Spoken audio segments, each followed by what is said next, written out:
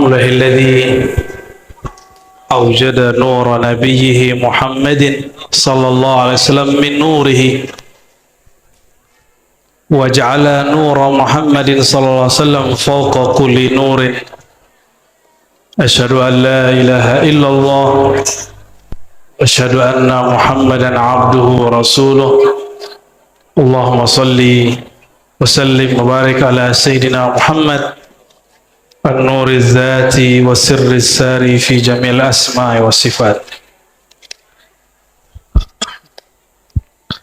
اللهم صل على سيدنا محمد يا صلوات اللهم صل على سيدنا محمد اللهم صل على سيدنا محمد الصلاة والسلام عليك يا رسول الله. Sudah siap? Ya. Saya nggak bisa lama karena ada miskomunikasi. Ternyata kita mau ada jadwal juga malam ini, tapi jam 10-an di daerah apa namanya? Pamijahan. Jauh itu. Jadi saya mohon pamit nanti jam 9 ya. Makanya langsung saya minta kitab yang dibaca. Maulid Dibai. Maulid apa yang dibaca?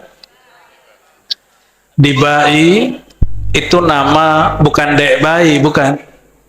Ad-Dibai itu karya dari Imam Abdurrahman Ad-Diba ya, atau disebut Ad-Dibai. Beliau ini sempat dikira beraliran Syiah. Sempat dikira Syiah itu ada 3 macam, banyak tapi dirumus jadi 3. Kelompok pemuja Ali ini ada 3.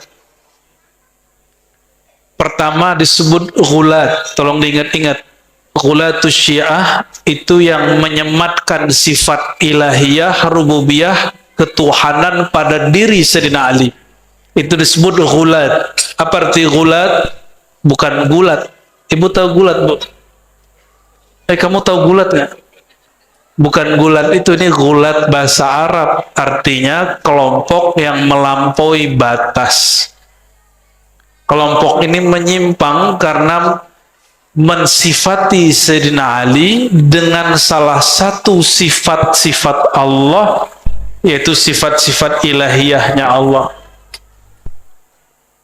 Mereka kelompoknya ada Ibnu Saba ya, ada Kaisaniyah, Kailaniyah, macam-macam namanya.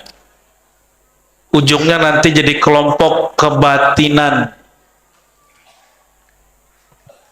Nah, kelompok itu oleh orang Syiah di Iran juga dianggap sesat.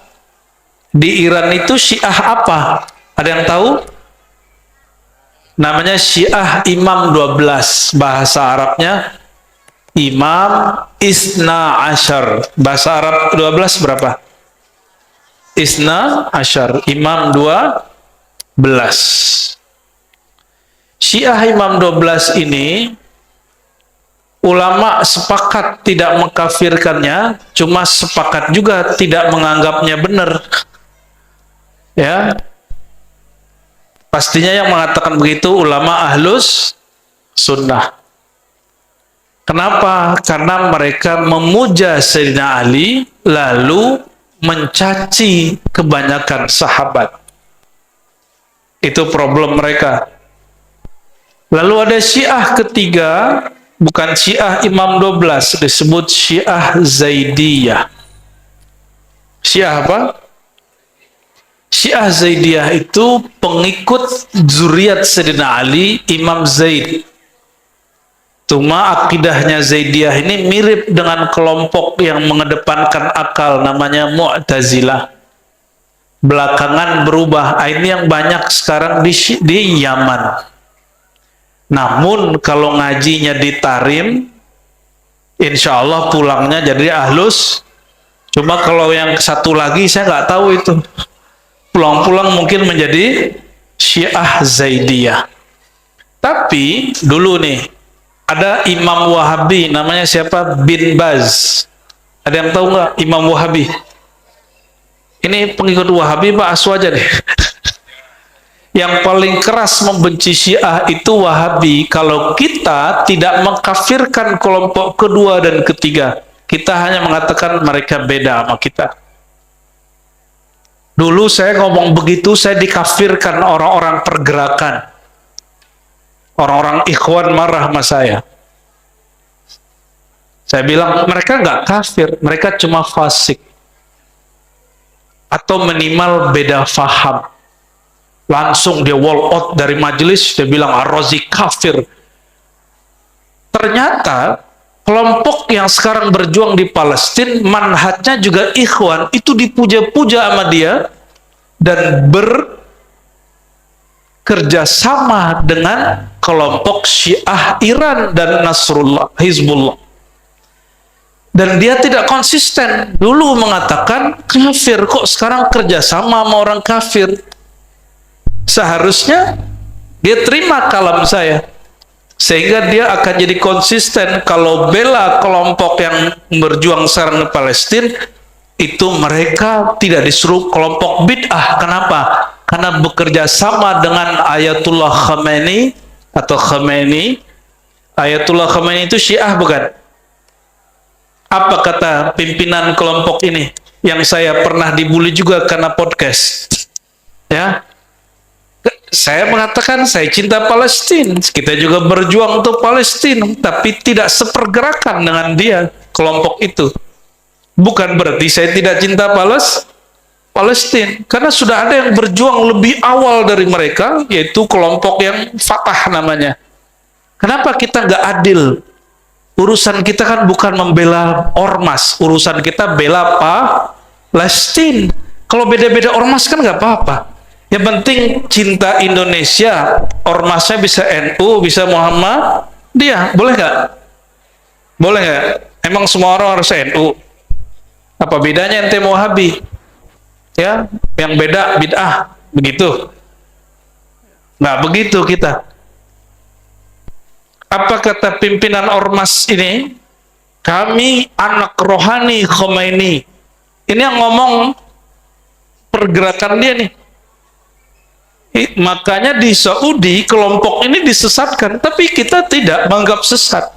Bagi kita, kita cuma beda perjalanan, tapi bukan berarti beda tujuan. Tujuan kita sama. Jangan sampai karena beda perjuangan lalu kita benci-bencian. Itu bukan umat Nabi Muhammad SAW. Umat Nabi Muhammad ruhama ubainahum, saling cinta dan saling sayang sesama mereka. Kalau mereka berdebat, kalau mereka bermukhasamah, mesti segera diislah. Apa arti islah? Ya, dicari titik persamaan, jangan dicari perbedaan. Dicari kebenarannya, jangan dicari-cari kesalahannya. Coba, di sini siapa yang nggak punya salah? Kalau antum cari-cari kesalahan, ketemu nggak? Ketemu nggak? Saya nih, cari-cari kesalahan saya, ketemu nggak? Pasti ketemu, hari ini juga banyak salah. Jadi kalau kita mengukur orang dengan kesalahan, kita akan benci dan suuzon dengan semua orang. Berbeda aja, tapi tidak perlu benci. Nah itu, pengarang kitab ini, Imam Dibai, beliau ini sempat dituduh Syiah karena beliau punya sanad kepada ulama Zaidiyah, tapi orang lupa dia juga punya guru Imam Ahlus Sunnah di Mekah, namanya Al-Imam Al-Faqih Al-Mufti Ibnu Hajar Al-Haytami. Pernah dengar? Yang pengarang Hasyiah dan fatwa hadisiyah, ada banyak sekali fatwa beliau, fatwa.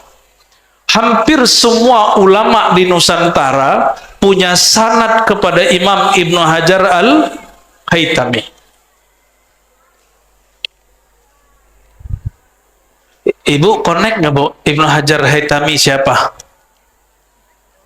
Mufti di Mekah, Imam mazhab Syafi'iyah di Mekah.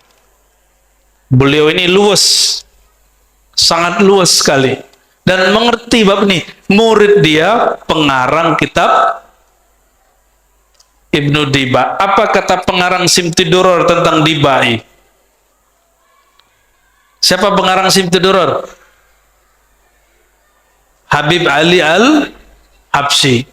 Jangan-jangan antum kelompok pembatal nasab ini. Ya. Saya nggak ikut-ikutan ya. Sebatas debat ilmiah, oke-oke aja itu. Tapi kalau jadi benci-bencian, itu bukan laisa minna. Umat Nabi Muhammad ruhama'u bainahum. Ya kalau satu sepakat ini Habib, satu gak ada masalah sama kita. Yang penting umat Nabi Muhammad SAW.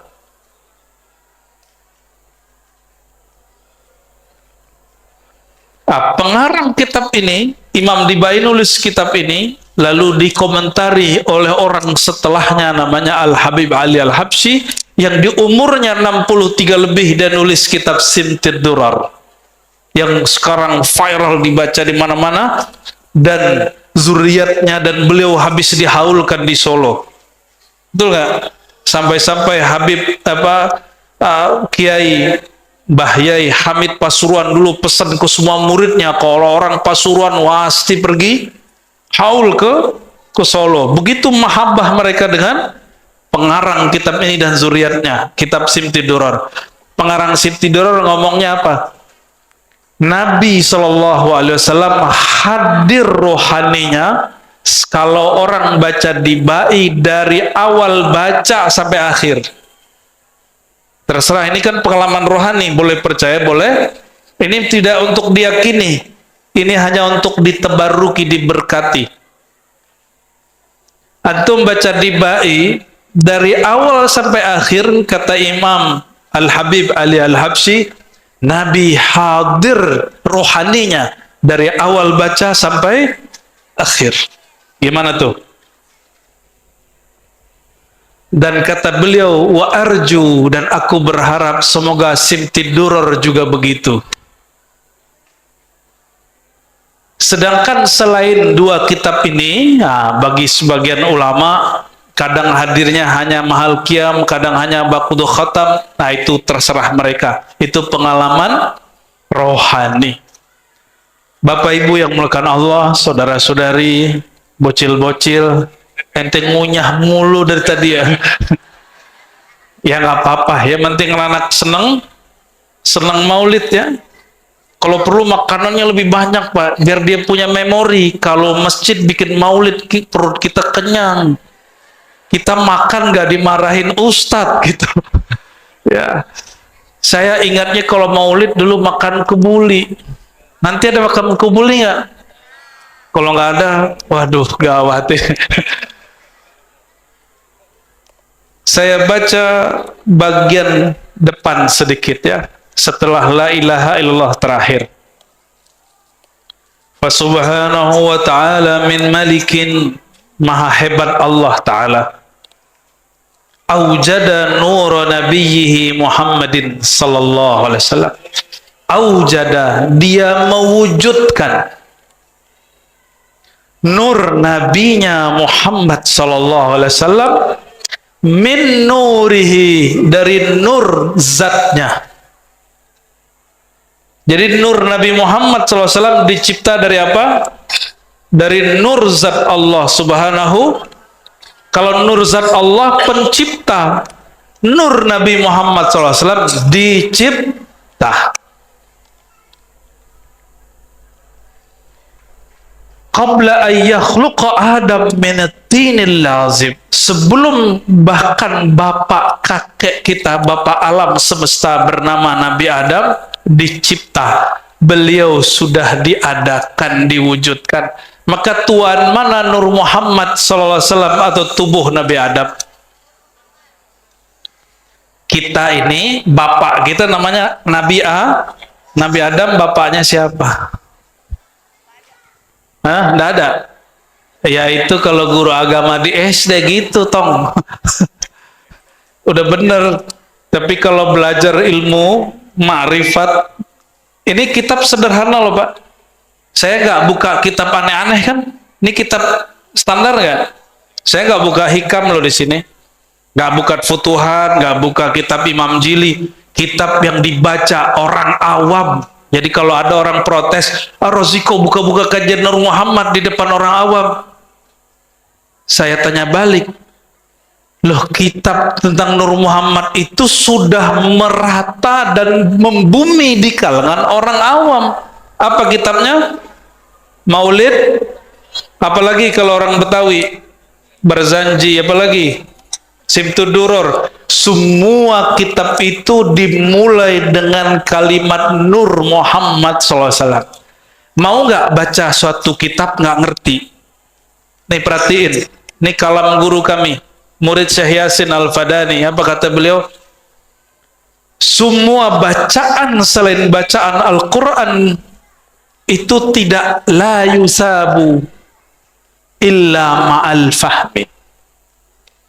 Selain Quran, bacaan apa aja itu tidak bermanfaat, tidak dapat pahala, maksudnya kecuali paham. La yusabu, tidak dapat pahala kecuali paham. Tuh nggak mesti bisa nerjemah, yang arti kira-kira maknanya ini gitu. Udah berapa tahun baca Bidibai nggak paham-paham, mau begitu? Senang nggak kalau dibuka kitab yang sering kita baca? Lah senang. Maka Nur Muhammad di sini berarti orang awam sudah biasa dengan kajian Nur Muhammad SAW. Itu bukan kajian tinggi, kajian dasar itu. Ya, oke. Apa kata beliau?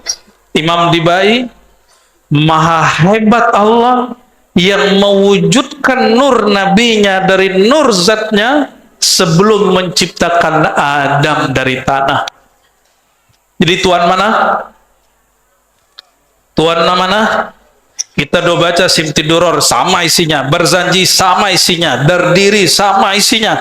Ada lagi namanya Maulid Al-Bakri, sama isinya. Sama semua isinya.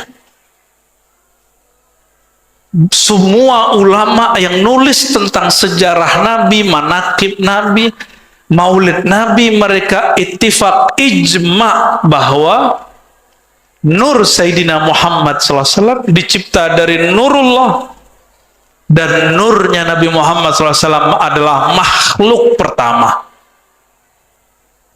Makhluk lebih tua dari aras, lebih tua dari surga neraka, lebih tua dari Al-Kursi, lebih tua dari langit dan bumi, apalagi dari Nabi Adam alaihissalam. Tapi ini ilmu bukan bab akidah, ini namanya ilmu al-bidayah wan nihayah.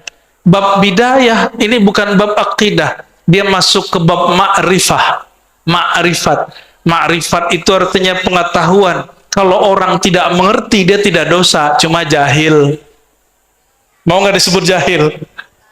Ya, kalau orang tidak faham atau dia nolak, oh saya nggak percaya Nur Muhammad makhluk pertama, dia tidak kafir, tapi dia jahil. Bahkan ada orang mengatakan kajian Nur Muhammad itu bid'ah. Gak ada masalah. Bagi kita gak ada masalah. Cuma dia ada masalah sama Rasulullah nanti. Dianya ada masalah dengan banyak ribuan ulama yang berijma tentang ini. Kalau sama kita gak ada apalagi sama ibu-ibu nih, kalau orang kepercayaan Nur Muhammad biarin aja bu. Ya. Apalagi yang mengatakan kajian Nur Muhammad ini ajaran Majusi, itu mufti di salah satu negara bagian di Malaysia. Apa kata mereka? Kajian Nur Muhammad itu ajaran Zoroaster Majusi. Wow, ya? Apa dia nggak baca kitab yang paling standar?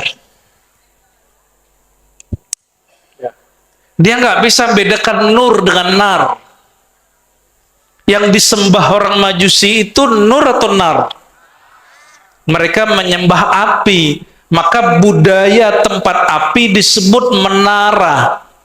Diserap oleh orang Islam, budayanya diganti, tadi tempat api, sekarang ditinggikan azan di tempat menara. Jadi kalau buat masjid, musola nggak ada menara, nggak apa-apa.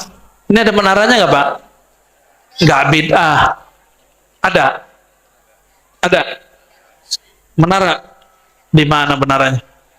Di atas. Wah, bid'ah bener itu. Manarah itu bahasa Arab, manar, tempat api menyala. Tapi sekarang menjadi tempat toa.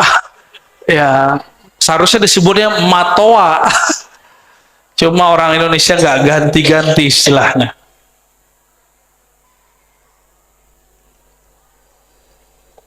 Dari nur Sayyidina Muhammad SAW itulah dicipta seluruh alam. Ini bagian dari alam bukan? Bapak alam nggak? Alam itu apa aja? Tercipta dari tanah, air, api, udara. Ente juara tong. Makan lagi, makan lagi. Udah habis Pak katanya. Itu bukan avatar loh ya. Avatar mungkin terinspirasi dari kajian begitu. Ini unsur alam. Ini unsur yang empat, tercipta dari nur Sayyidina Muhammad sallallahu alaihi wasallam. Nabi Adam dari tanah, tanah dari nur. Tuan mana? Maka kalau saya tanya, kita bapaknya kita Nabi Adam, bapaknya Nabi Adam siapa? Masih gak ada aja bocil. Bapaknya Nabi Adam siapa? Nur Muhammad sallallahu alaihi wasallam. Yang lahir di tahun 600-an Masehi itu bernama Sayyidina Muhammad bin Abdullah, itu Muhammadun Rasulullah. Dia adalah zahirnya Nur Muhammad SAW.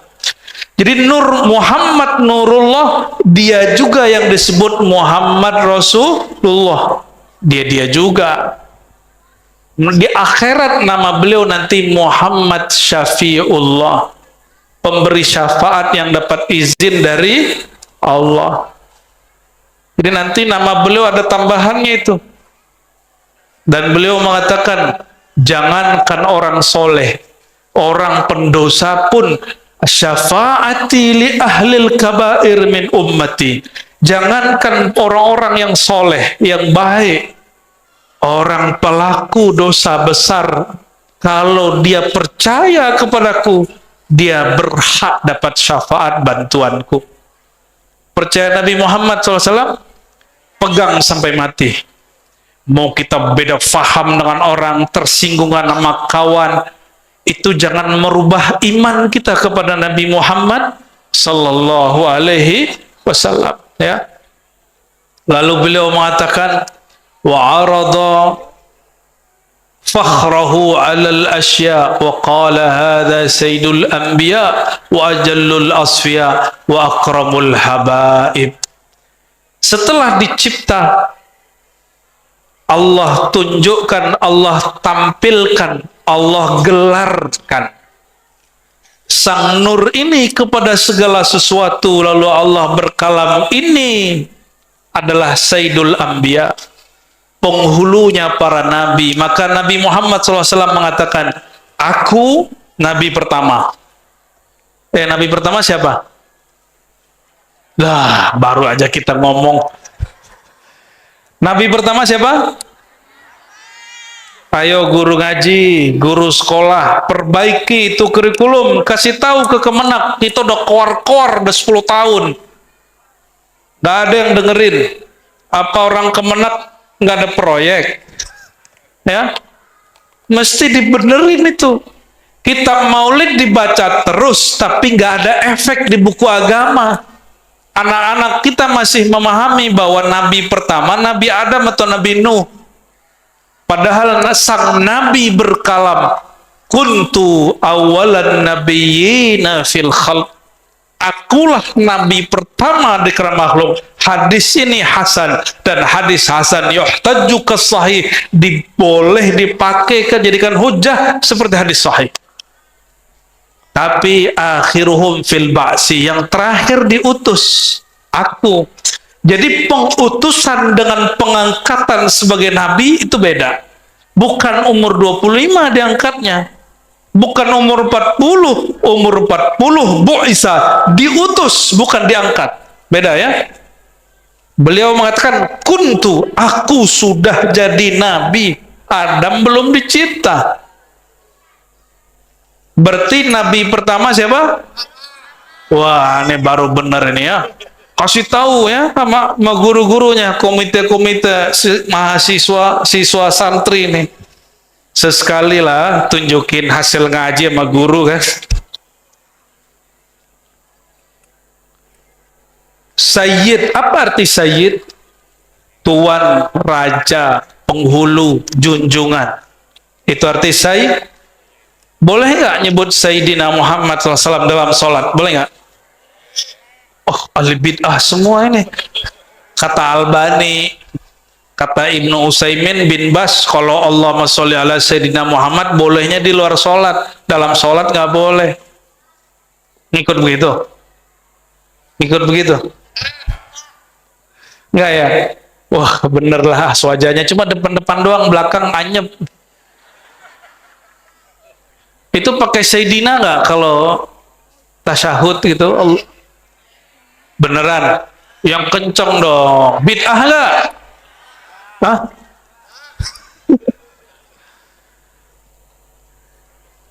Menyebut lafaz Sayyidina, ini kata guru saya, Syekh Taufik Al-Buti, anak Syekh Muhammad Sair Ramadan Al-Buti. Waktu kami ngaji fikih Syafi'i dulu, 2005 atau 2006 ya, kata beliau dulu, kami nanya, ini saya nanya, karena saya shock, ragu, boleh nggak baca Sayyidina Magasina, kan nggak penting bener kan? Tapi bagi kami yang belajar hadis itu penting. Apa jawaban beliau? Engkau baca Sayyidina itu ta'zim, menghormati. Tidak baca Sayyidina itu ittiba, mengikut hadis, dan dua-duanya sahih. Dua-duanya benar. Oh, begitu orang kalau ngerti agama. Maka berkalamlah imam-imam terdahulu. Setiap bertambah ilmu seseorang, maka tambah lapang dadanya, semakin sedikit orang salah sama dia. Gimana? Ini katanya masjidnya baru normal nih. Tapi jangan juga menghina orang yang sebelumnya ngaji di sini. Yang beda faham sama kita. Kan mereka juga sedang pencarian. Ya. Wa kullu hizbin bima ladaihim farihun, ya. Setiap kelompok merasa kelompoknya paling benar. Wa ajallul asfiya, beliaulah orang terpilih paling mulia. Wa akramul habaib, dari semua habib, beliaulah habib yang paling akram. Apa arti akram? Mulia, terjemahan lama. Terjemahan yang tepatnya pemurah. Pemurah.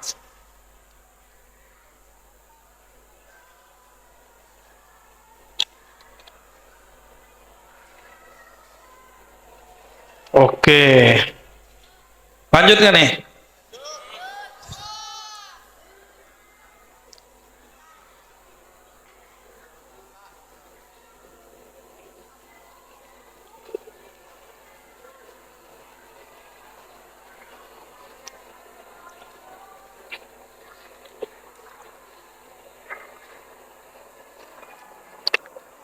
Cium tangan guru boleh nggak?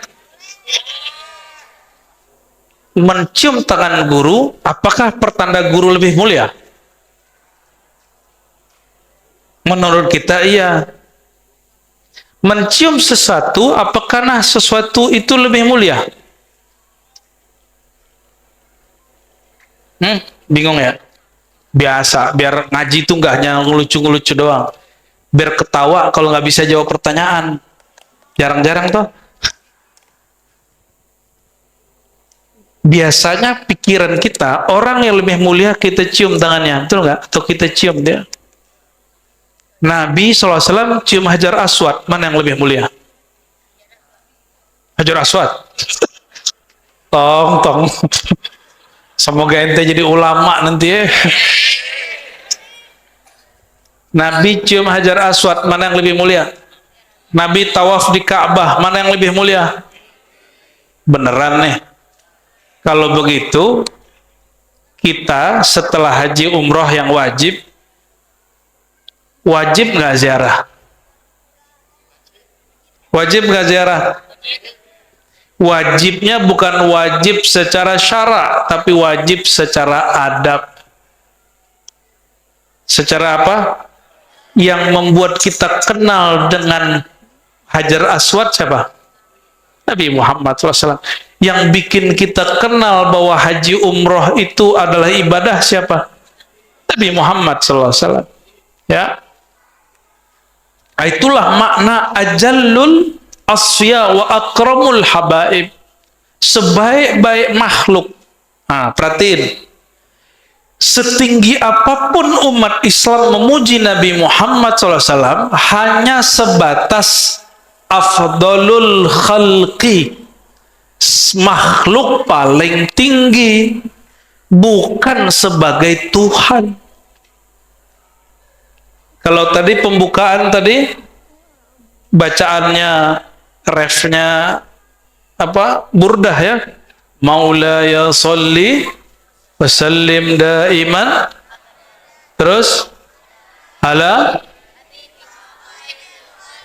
khairil khalqi kullihim. Ya Allah, sampaikan salawat Engkau, salam Engkau kepada makhluk paling sempurna, paling mulia. Jadi setinggi apapun umat Islam muji Nabi Muhammad SAW, hanya batas makhluk. Kita tidak pernah menuhankan Nabi Muhammad SAW. Maka saya mau tanya, muji Nabi Muhammad SAW di kitab ini berlebihan atau standar? Yang disebut berlebihan itu apa? Jadi kenapa orang tidak mau baca maulid, nggak mau baca Barzanji, nggak mau baca Dibai, nggak mau baca Sibtuduror dan kawan-kawannya? Alasan ustadz-ustadznya apa? Itu pujian terhadap Nabi Muhammad di dalamnya berlebihan, memberi dia sifat-sifat ketuhanan. Adakah yang meyakini Nabi Muhammad SAW punya sifat ketuhanan? Ada nggak? Ada. Letong ente lagi. Yang ada, Tuhan Allah SWT ngasih namanya ke Nabi Muhammad SAW. Itu yang ada. Coba, Allah namanya Rahman Rahim. Di Quran Allah sebut gak Nabi Muhammad Rahim? Ada? Gak ada. Gak ada apa gak tahu? Aduh, ketinggian nih ngajinya ya. Surat Taubah tahu nggak? Surat Taubat, nanti cari di rumah 2 ayat terakhir. Bahwa Nabi Muhammad SAW itu disebut Rahim. Nabi Muhammad dikasih nama oleh Allah dengan namanya. Bismillahirrahmanirrahim. Allah sebut di Quran tentang Nabi Muhammad, wabil mu'minina raufur rahim. Nabi Muhammad itu terhadap orang beriman, ini orang beriman bukan? Nabi Rauf, sangat kasih. Nabi Rahim, sangat sayang. Nabi sayang sama kita semua. Maka Nabi sedih kalau ngeliat umatnya tengkar. Ini orang tua, Nabi itu orang tua rohani. Orang tua ngeliat anaknya tengkar, seneng nggak? Ada yang seneng? Ada yang seneng kalau anaknya tengkar? Nah, kalau ingin membuat Rasulullah SAW ridho, jangan suka bertengkar, mau bab nasab kayak, mau bab politik kayak. Ini di Bekasi, Bekasi kota apa kabupaten nih? Kota, berapa yang maju? 3 ya. Itu ada nggak di Quran tentang pilkada? Kan nggak ada. Berarti kalau beda coblosan bukan beda iman toh? Bener nggak? Ini nggak ada titipan, Pak. Cuma ini titipan dari kolbu saya. Jangan sampai beda politik menganggap orang beda. Cukuplah 2016, 2019 kita diadu domba oleh politikus yang sudah jadi tikus-tikus itu.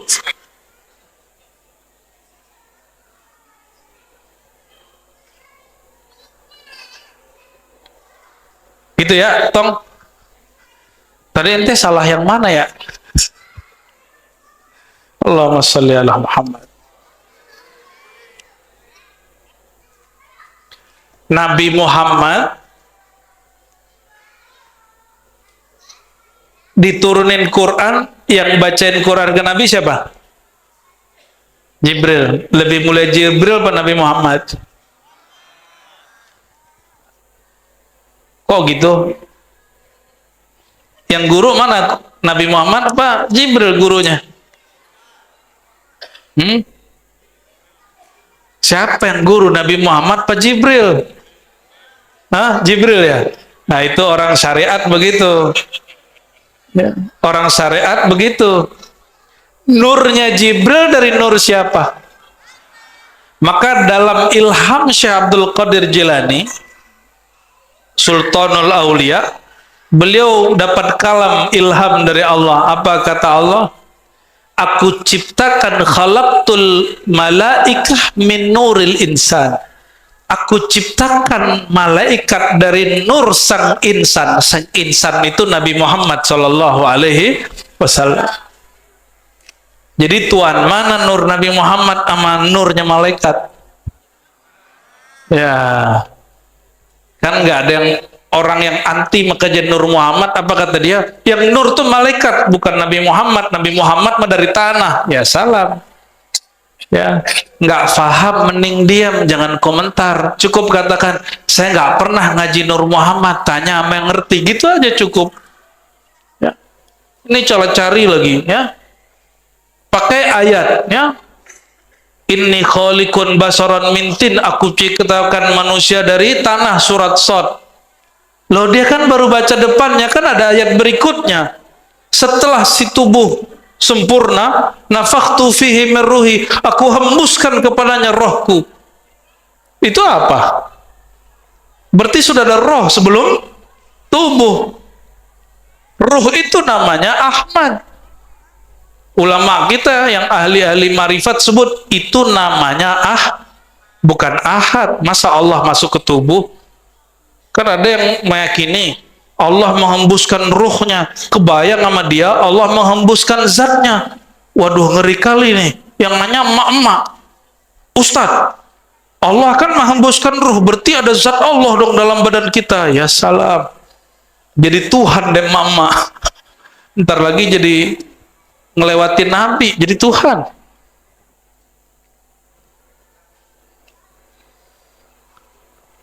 Jadi setinggi apapun kita memuji Nabi Muhammad SAW, kita tidak pernah mensifatinya dengan sifat ketuhanan. Yang ada Tuhan pencipta alam semesta, memberi namanya dengan namanya, bukan berarti Allah menjadikan Nabi Muhammad sebagai Tuhan. Beda ya? Itu yang disebut dalam hadis takhallaqu bi akhlaqillah. Ini hadis tidak sahih menurut ahli hadis, tapi sahih menurut ahli rohani.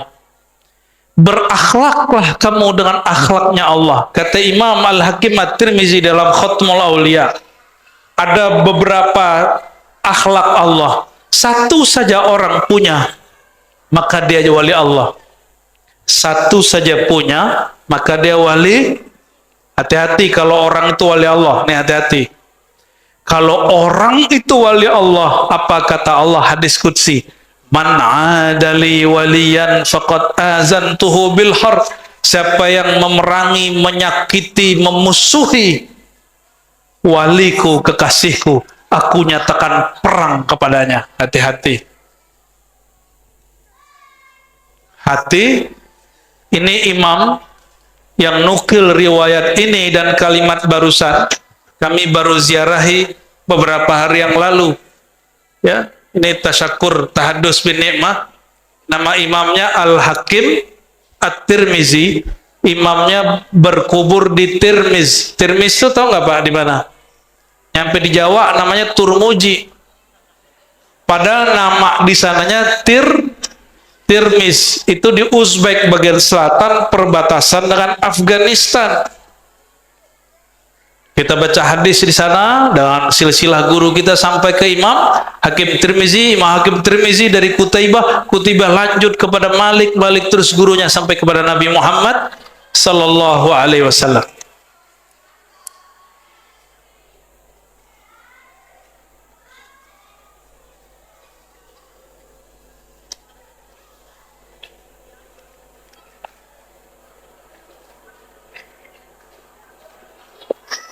Ini kalau dilanjutin kita agak panjang ini. Saya skip dulu ya. Kita balik dulu ke belakang. Ya, kita balik dulu ke belakang. Di halaman 77, berarti ini lembaran keempat. Qila, ada yang bertanya, faman hadzal habibul karim?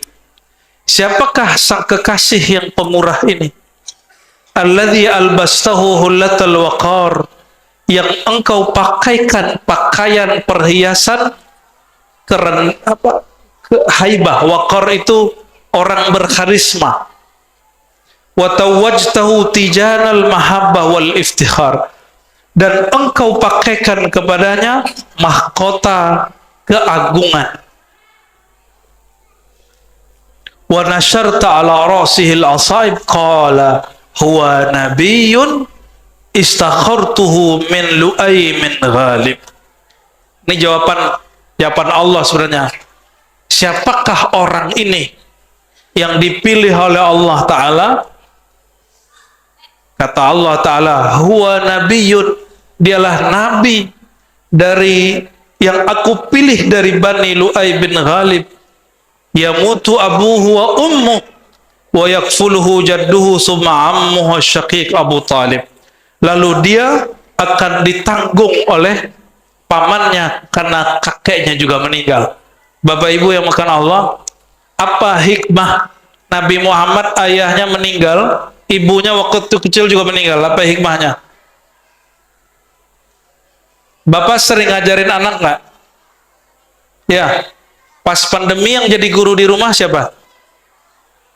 Bapak-bapak ya, bukan SPD, tapi kepedean. Anaknya salah, anaknya nggak fokus, digebrak mejanya. Betul nggak? Waktu pandemi kalian begitu nggak? Ini bocil-bocil lahir waktu pandemi. Belum. Pandemi tahun berapa? 2020 sampai 2022. Kamu udah lahir, Tom? Tahun berapa lahirnya? Tahun kemarin. Cepat amat perkembangannya. Allahumma shalli ala Muhammad. Orang tua itu guru pertama. Kalau Nabi Muhammad SAW ayah ibunya hidup, maka orang nanti ngomong, itu Muhammad jiplak Quran dari ayahnya,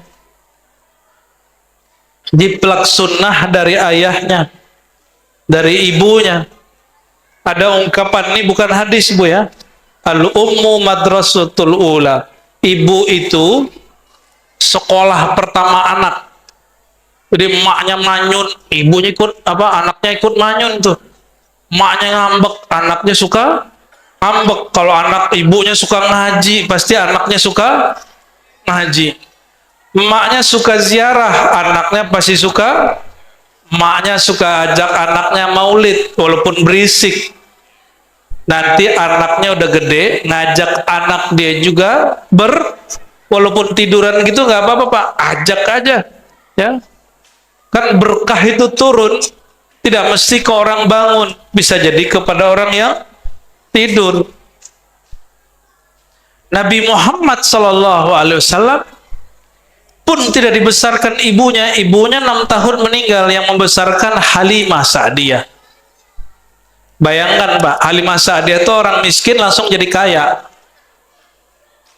Badannya kurus kering, air susu asinya sedikit, dengan mesusui Sayyidina Muhammad SAW itu langsung.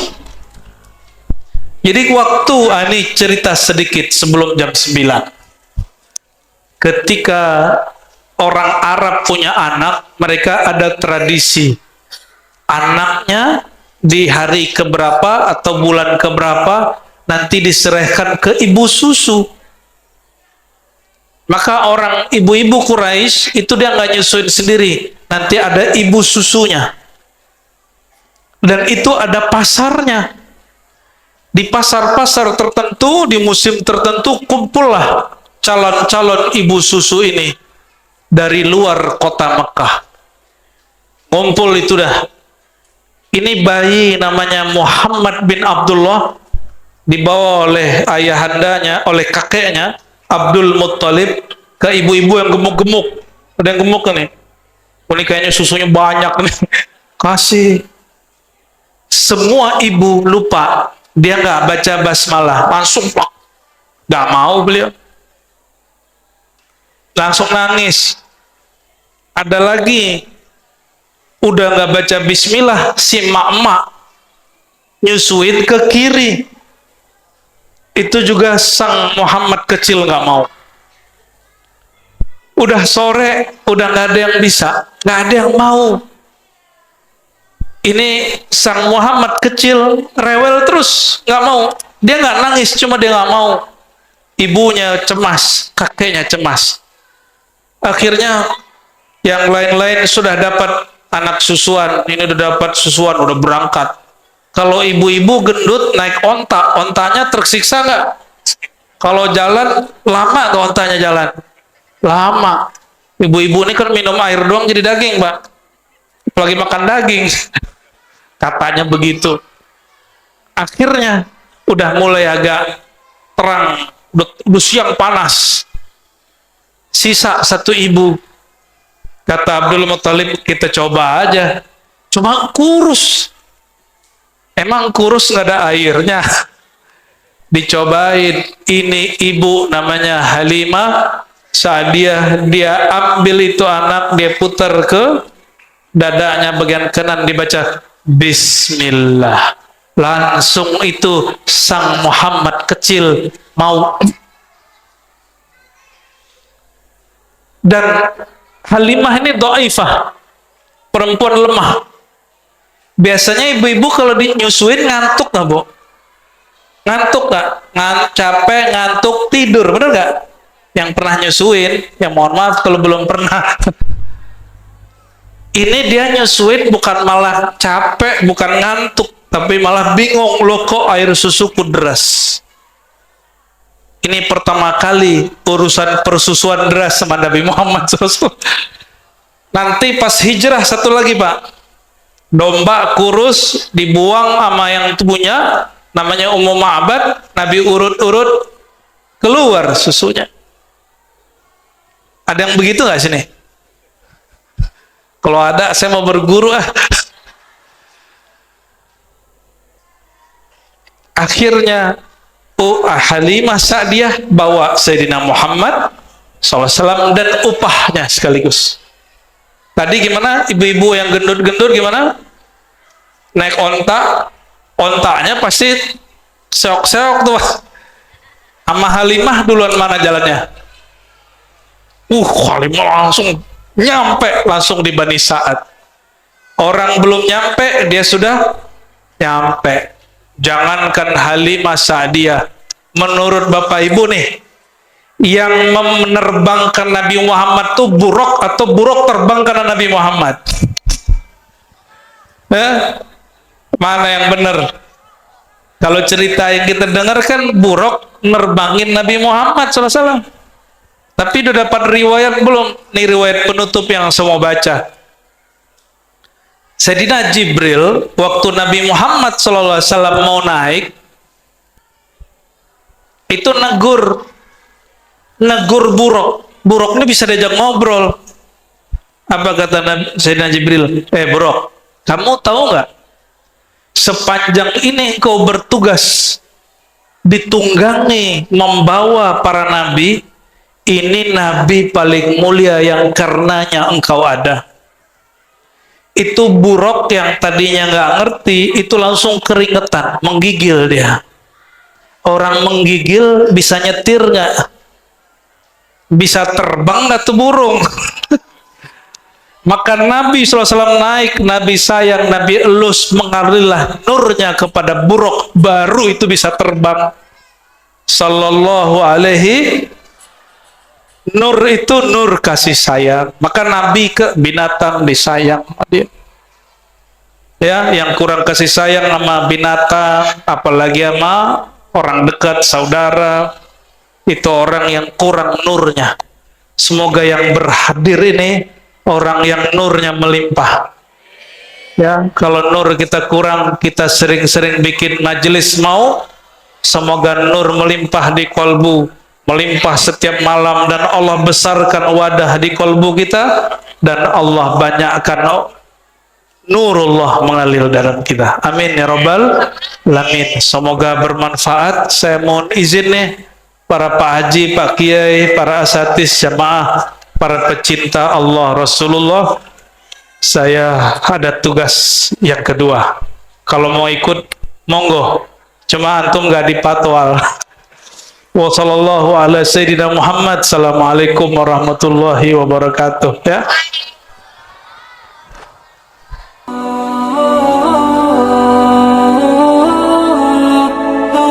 Takutlah kepada Allah. Rasulullah dibentak. Khalid bin Walid kemudian ingin menghunuskan pedang, ingin membunuhnya. Apa kata Nabi? Tinggalkan dia. Kenapa? Karena dia masih sholat. Tapi Khalid mengatakan, wahai Rasulullah, bukankah batin dia rusak? Nabi tahu, tapi Nabi mengatakan, Inilah Umar, aku tidak diperintahkan an unaqiba ma fi sudurin nas, untuk mengotak-atik isi hati orang. Fikrah orang itu urusan dia, apa isi batinnya urusan dia. Tapi Nabi mengabarkan, nanti akan muncul dari kelompok ini yang jago baca Quran, banyak hafalannya, tapi tidak tembus ke dadanya. Jika kamu bertemu mereka, seranglah mereka. Apa maksud hadis ini? Mereka adalah tentara Dajjal. Maka tentara Dajjal itu, bahkan tentaranya tidak diizinkan dibunuh di masa Rasul, tapi diizinkan untuk diserang di zaman ini. Artinya apa? Perjuangan sekarang bahkan lebih berat daripada perjuangan di masa Rasulullah Sallallahu Alaihi Wasallam. Gimana? Nyesel nggak jadi umat akhir zaman?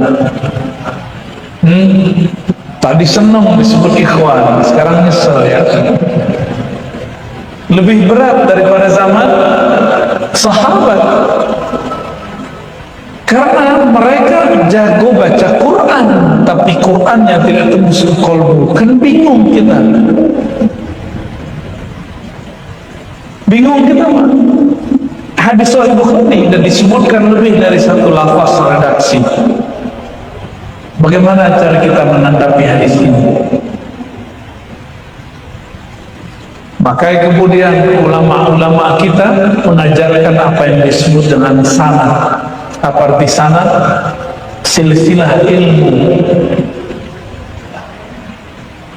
Kalau ada orang membaca Quran sendiri tanpa guru, percaya nggak? Kalau membaca Quran butuh guru, dari guru Iqra sampai kemudian dia baca Al-Quran. Apalagi ingin memahami isi Al-Quran, butuh seorang guru atau banyak guru. Maka jika hari ini mereka mengatakan tidak usah berguru, maka ini ada indikator. Tidak usah ikut kiai, syekh, tidak usah ikut imam. Saya curiga mereka adalah antek-anteknya Dajjal. Hati-hati Pak ya. Saya berulang-ulang mengatakan di mana-mana bahwa Imam Bukhari untuk dapat satu hadis Beliau mencarinya kepada seorang guru di Mekah. Ia tinggal di Uzbek, datang ke Mekah.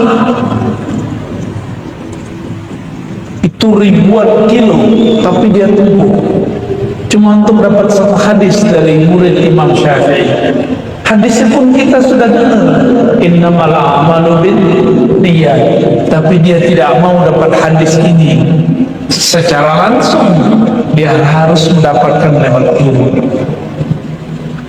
Maka Imam Bukhari menjaga faham ini sehingga gurunya lebih dari 1.700 orang.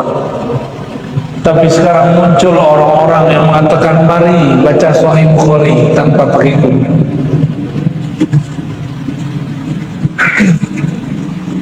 Ketika Nabi SAW mengatakan orang-orang ini jago baca Quran, hafalannya bagus, bacaannya luar biasa, tapi imannya tidak tembus sampai ke dada. Itu artinya dia tidak punya guru yang membimbing, mengajarkan iman masuk ke dalam kolomnya. Bapak saudara maka Allah, apa kata Nabi? Jika engkau bertemu mereka, faqtuluhum, maka seranglah mereka. Tapi di masa Rasulullah tiada mereka bertemu satupun. Kelompok ini muncul di zaman Sayyidina Ali, disebut kelompok Khawarij. Bahkan yang melukai Muawiyah, membunuh Ali, yang merusak tubuh Amr bin Al-As, itu adalah Ibnu Muljam, seseorang yang banyak hafal ayat Al-Quran. Dia ingin menikahi seorang perempuan yang sudah terpapar Khawarij, ekstremis. Kata si perempuan, maharnya kepala Ali bin Abi Thalib, maharnya darah Ali bin Abi Thalib. Jadi perempuan kalau sudah kena ekstremis Khawarij lebih ganas daripada laki-laki. Maka kita mengimbau kepada para perempuan akhwat ya, muslimah, mulai sekarang hati-hati belajar agama. Jangan sembarangan belajar agama. Saya sudah banyak bertemu orang, perempuan cantik lembut, kemudian minta cerai dari suaminya yang sangat baik, cuma karena beda faham dengan suaminya. Pemahamannya sangat sederhana, tapi tekar setiap hari, hilanglah rasa cinta. Bahkan tidak jarang dia mengatakan suaminya ahlun nar. Tadinya lembut, sekarang jadi kasar. Nabi Muhammad SAW tidak diizinkan membunuh Khawarij di zamannya, tapi beliau merintahkan umat akhir zaman untuk memeranginya. Ternyata mereka itulah yang disebut tentara Dajjal. Pemimpinnya disebut Dajjal. Semenjak zaman Nabi Nuh, para nabi sudah diperintahkan untuk mengingatkan umatnya. Dulu ketika Sayyidina Musa memarahi umatnya, lalu umat disuruh bunuh diri. Faqtulu anfusakum, bunuhlah dirimu sendiri. Nabi Harun oleh beliau kemudian diperintahkan dibentak dan segala macam, jenggotnya ditarik. Tapi giliran bertemu Ad-Dajjal yang nama kecilnya adalah Samiri, Nabi Musa tidak berkalam kecuali lembut. Ma khatbuka ya Samiri, ada apa denganmu wahai Samiri? Artinya Nabi Musa pun tidak dapat izin untuk melawan Dajjal. Jangan-jangan Dajjalnya lebih sakti daripada beberapa nabi. Betul, di zaman setelah Nabi Musa ada nabi yang masuk ke dalam pohon itu pun dibunuh oleh umatnya. Ternyata umat itu di belakangnya ada Dajjal. Dan kita jarang dengar yang merusak dakwah Nabi Isa sebenarnya juga Dajjal, nyamar jadi pengikutnya bernama Yudas Iskariot. Maka benarlah kata Nabi Muhammad dalam hadis yang sahih Bukhari dan Muslim, Dajjal itu telah diwanti-wanti kemunculannya semenjak zaman Nabi Nuh. Nabi Nuh punya anak 3. Ada namanya Sam, ada Yafis, ya. Ada satu lagi, saya lupa namanya, ya. Sam itu disebut bapaknya orang Arab. Dan Nabi Nuh dikasih tahu oleh Allah, dari keturunan ini muncul mereka. Dari keturunan-keturunan itu siapa saja beliau sudah dikasih tahu. Maka Nabi Nuh mengatakan, hati-hati terhadap Dajjal.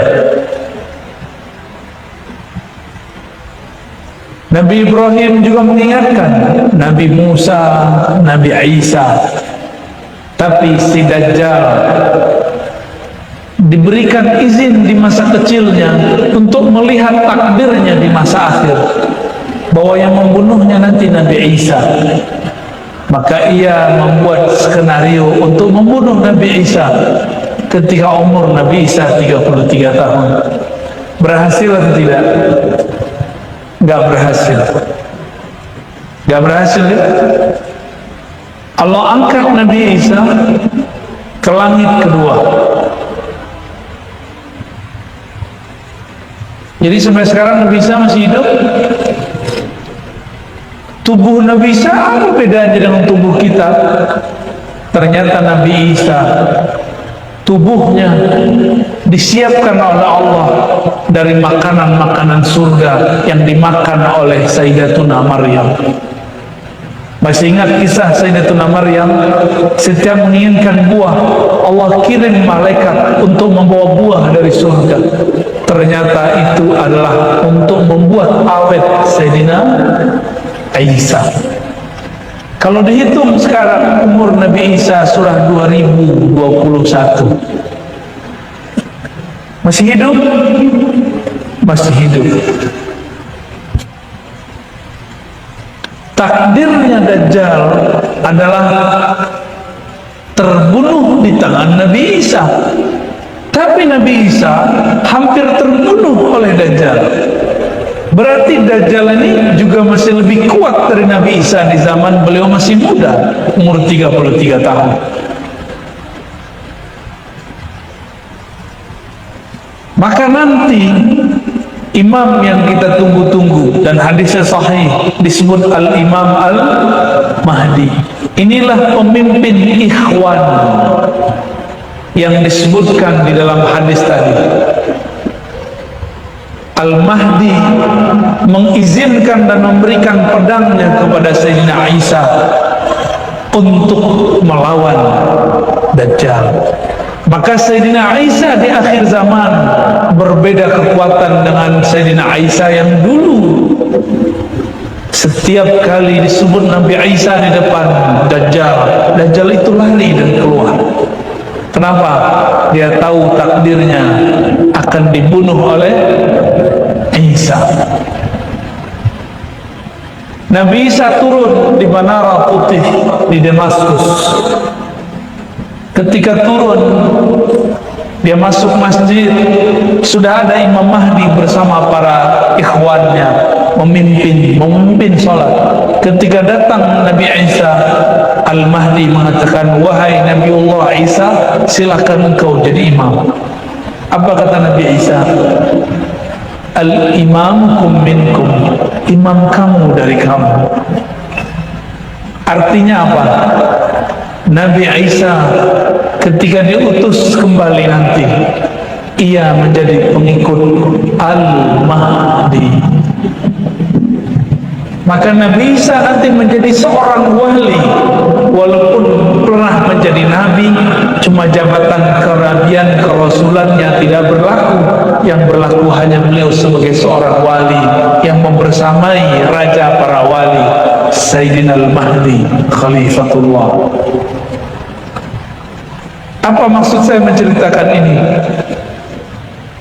Imam Al-Hakim At-Tirmizi, ahli hadis juga ahli qalbu, mengatakan ada 12 nabi yang hadisnya sahih berdoa mengatakan, ya Rabb, jadikan kami nabi yang ikut berjuang di akhir zaman. Sayyidina Isa adalah salah satu nabinya. Doanya dimakbulkan.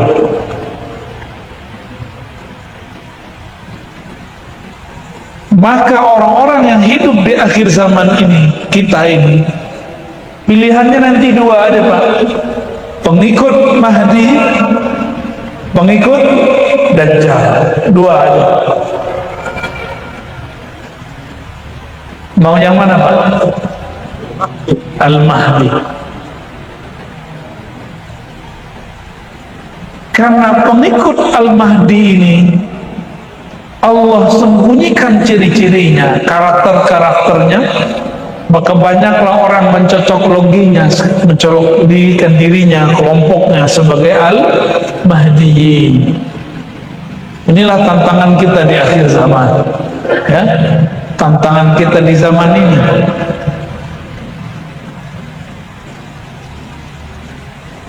Nabi Isa,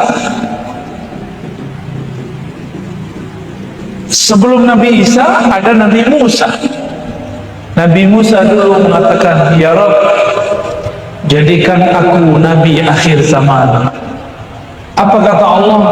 Hai Musa, akhir zaman sudah ada nabinya, Muhammad sallallahu alaihi wasallam. Lalu Nabi Musa melihat perjuangan akhir zaman, bagaimana mulianya. Maka Nabi Musa berdoa, ya Rabb, kalau begitu cukup jadikan aku salah satu umat di akhir zaman. Selevel Nabi Musa yang bisa membelah laut dengan izin Allah, dia berdoa menjadi umat akhir zaman. Ini yang hadir ini pernah berdoa nggak dulu? Nggak ingat ya? Saya juga nggak ingat. Ya. Tapi kita ditakdirkan sekarang menjadi umat akhir zaman. Ini plus minus. Umat di akhir zaman itu plusnya disebut Rasulullah ikhwan, minusnya semua maksiat dari awal penciptaan Nabi Adam sampai akhir Nabi Muhammad dikumpulkan di zaman ini. Maka tiada maksiat di muka bumi dulu kecuali semua ada di akhir zaman. Dulu ada orang laki suka laki, sekarang ada nggak? Dulu ada orang riba, sekarang riba banyak. Dulu orang-orang ngapain? Durhaka kepada orang tuanya, sekarang tambah banyak. Sebut semua maksiat dulu, sekarang ada semua. Dulu ada orang pengen ganti kelamin gak jadi-jadi, sekarang jadi transgender. Ya, kasihan teman-teman yang seperti itu. Kita nggak membenci mereka, kita cuma kasihan, menyiksa diri sendiri dengan begitu. Sebut semua maksiat yang dulu ada, sekarang ada semua. Namun Allah kasih lain. Dulu untuk dapat satu hadis 3 bulan, sekarang dapat hadis cukup 3 detik, ketemu di Google, ketemu di aplikasi. Benar nggak?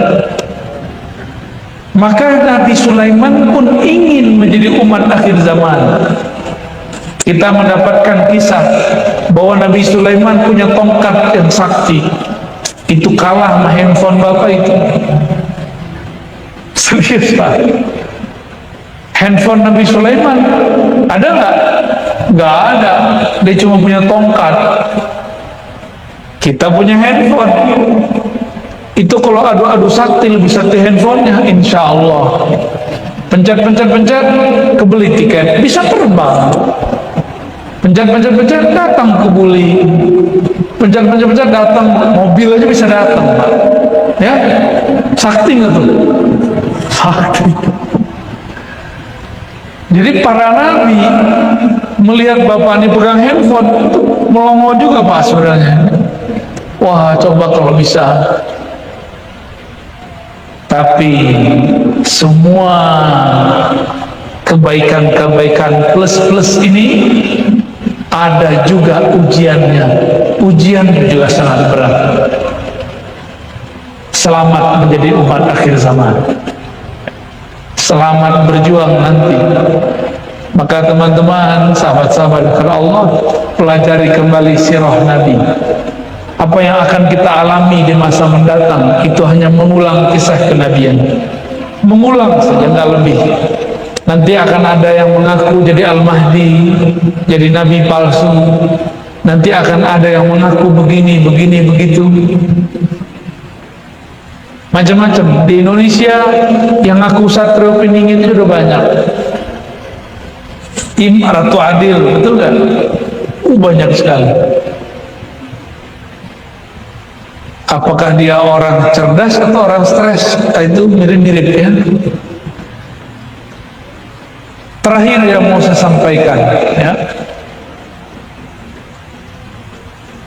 Nabi Muhammad Sallallahu Alaihi Wasallam mengatakan, la taqumus sa'ah, tidak terjadi kiamat hatta la yuqalu fil ardi Allah. Tidak terjadi kiamat sampai tiada di muka bumi dikatakan, diajarkan. Yuqal saya terjemahkan, sehingga tidak ada lagi yang mengajarkan, yang diajarkan kalimat Allah. Secara harfiah Allah itu zikir. Maka sekarang guru-guru kita ahli zikir, mereka berzikir dengan lafaz Allah. Secara makna lafaz Allah berarti kebesaran Allah, syiar-syiar Allah. Kita ambil dua maknanya. Satu zikir Allah, yang kedua syiar. Maka nanti di akhir zaman, selama masih ada orang membaca Allah dengan lisan ataupun kalbunya, kiamat akan Allah undur. Masih ingat Rasulullah Sallallahu Alaihi Wasallam, ada pedang sudah di lehernya. Beliau lagi tiduran istirahat saat letih berperang. Beliau kemudian rehat di satu bawah pohon. Pedang sudah terhunus di lehernya. Apa kata orang yang memiliki pedang? Wahai Muhammad, man yamna'uka min sayfi, siapa yang dapat melarangmu, menahanmu dari pedangku? Hadis Bukhari dan Muslim dengan lafaz yang berbeda-beda. Apa kata Nabi?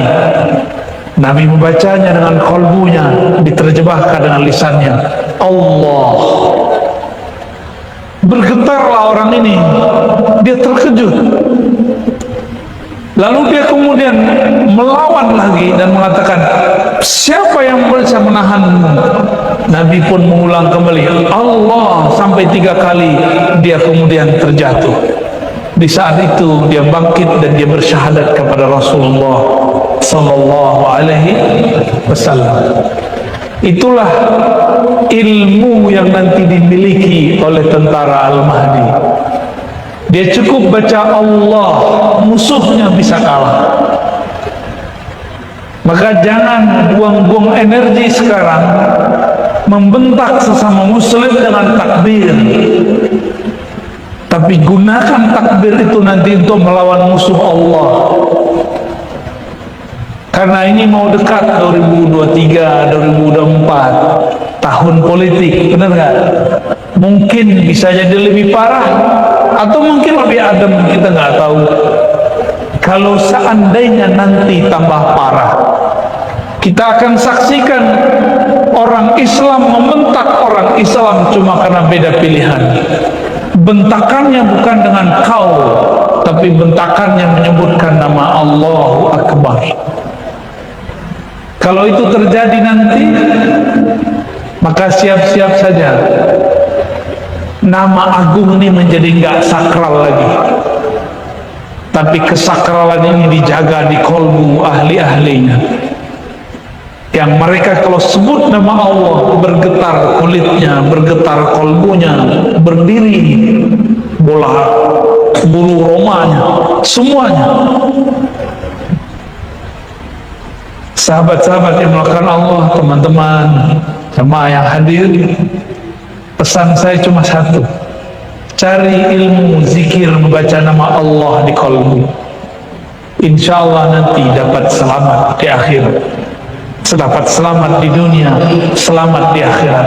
Di akhirat nanti amal kita mungkin tidak diterima, tapi kalau kolbu sudah pernah membaca nama Allah dengan teknik yang benar, wajilat qulubuhum, bergetar kolbunya, itu getaran akan di-save, disimpan di dalam kolbu. Ketika amal kita tidak ada satu pun diterima, Allah akan menimbang isi kolbu yang dulu pernah bergetar, ditimbanglah dengan semua dosa, maka nama itu lebih berat dari semua dosa. Hasbi, hasbi Allah, cukuplah Allah, itulah zikir orang itu. Seandainya pun Dajjal mengalahkan kita, di kolbu ada nama Allah, kita tidak akan merubah akidah. Bayangkan sekarang kita sudah nggak minum pakai air sumur, air mata air, kita minum pakai air galon, bener gak? Nanti akan ada masa air galon tidak ada satupun, PDAM nggak mengalir, orang bisa berebut cuma karena satu gelas ini, bisa bunuh-bunuhan karena mereka menganggap kehidupan ada pada air. Padahal yang maha menghidupkan adalah pencipta air, itu Allah Subhanahu wa ta'ala. Kenapa Nabi Muhammad 13 tahun di Mekah tidak menunjukkan kesaktian-kesaktiannya, mukjizat-mukjizatnya? Karena Nabi Muhammad mengajarkan tauhid. Yang penting sahabat itu kuat dulu akidahnya. Seandainya Nabi langsung menunjukkan mukjizat-mukjizat, karamah-karamah, maka para sahabat akan menyembah Nabi Muhammad seperti sahabat-sahabat Isa sebagian menyembah Nabi Isa, karena belum menunjukkan kesaktian sebelum umur 30. Dari lahir sudah sakti. Nabi Muhammad menghindarkan itu semua. Sampai umur 40 baru beliau buka-bukaan, baru ditunjukkan. Itu pun belum ditunjukkan mukjizat. Setelah 53 tahun pindah ke Madinah, baru bertahap keluar mukjizat-mukjizatnya. Setelah akidah umat kuat, baru Rasulullah menampilkan mukjizatnya. Air tidak ada, sahabat tidak satupun menyembah air, tidak satupun bunuh-bunuhan karena air. Maka Rasulullah kemudian mengeluarkan air dari tangannya. Supaya apa? Supaya mereka tidak menyembah Rasulullah kalau air sudah keluar dari tangannya. Nanti Dajjal akan menahan hujan 3 tahun lamanya lebih. Di saat itu semua orang kehausan, lalu dia bawa hujan, dia bawa air. Akan banyak nanti umat manusia menyembah Dajjal cuma karena air, cuma karena makan. Maka sekarang didik anak kita puasa Senin Kemis, gak bisa puasa Senin, gak bisa. Didik anak kita bahwa kenyang bukan dari nasi, segar bukan dari air, tapi dari Allah pencipta nasi, pencipta air. Seandainya nasi tiada, air pun habis, anak kita tidak menyekutukan Allah dengan air. Siap mengajarin anak begitu ya. Adik-adik ini jangan sampai kalian nanti nyembah air atau nyembah orang yang bawa air. Apakah Rasulullah selalu atraksi menunjukkan kesaktian? Tidak. Beliau menunjukkan karamahnya, mukjizatnya itu hanya di waktu-waktu genting. Waktu di Madinah jarang sekali. Tapi suatu saat ketika berperang semua air habis, maka beliau kemudian menggunakan izin dari Allah untuk mengeluarkan air dari tangannya. Pernah juga sekali di Madinah, sudah 3 hari Rasulullah dan sahabat kehabisan bahan makan karena perang itu membuat miskin suatu negara. Nabi selesai perang, habislah semua perbendaharaan. Mereka tidak makan 3 hari 3 malam di Madinah. Lalu ada seorang sahabat menyimpan gandum, menyimpan kurma, dan mempunyai beberapa potongan daging, tapi hanya cukup untuk 3 atau 5 orang. Sahabat yang belum makan hampir 50 orang. Apa kata Nabi? Ya sudah, 5 orang masuk. Selesai langsung keluar, masuk lagi 5 orang. Berapa kali 5 tuh? 10 kali. Tapi nasinya tidak pernah habis. Itu terjadi dalam riwayat Imam Tirmizi. Sesekali beliau begitu, tidak sering-sering, Pak. Ini baru belajar pawang hujan, udah mawang-mawang muluk, ya, udah sok sakti aja. Bapak saudara makan Allah, cukup Pak ya. Mohon maaf karena medannya ternyata sangat luar biasa ya. Keluar dari rumah saya langsung macet. Nyampe di sini lebih macet lagi ya. Saya kira cuma Depok aja yang macet Pak. Ternyata di sini macet. Saya bersyukur macet, berarti corona sudah bisa ditangani. Alhamdulillah. Tak tahu nanti gimana lagi ya. Yang penting sekarang alhamdulillah dulu Pak. Jadi jangan sebel kalau ada macet. Berarti kehidupan kita sudah mulai normal. Jadi saya tadi bertasbih aja, alhamdulillah, alhamdulillah. Kita mikir beda, orang berdua ini udah cemas aja. Lu udah cemas. Tapi nyetirnya tetap tenang, alhamdulillah. Cuma udah kelosok-kelosok. Maunya mobilnya ada sayapnya. Sabar Pak, nanti di sorga mobil kita bersayap. Baik, lebih kurang itu yang dapat saya sampaikan tentang ikhwan yang Nabi sebut mengenai akhir zaman. Ini sangat penting sekali supaya kita ngaji akhir zaman tidak cocok logi. Ngaji akhir zaman harus dengan hadis yang sahih, pemahaman yang tepat. Semoga Allah jadikan kita, keturunan kita sebagai pejuang-pejuang di akhir zaman yang memperjuangkan akidah yang sahih, akidah Nabi Muhammad sallallahu alaihi wasallam. Mohon maaf, habis ini saya harus ngisi lagi ya, harus jalan lagi. Mungkin kita tidak perlu salam-salaman, cukup dengan qalbu. Assalamualaikum warahmatullahi wabarakatuh.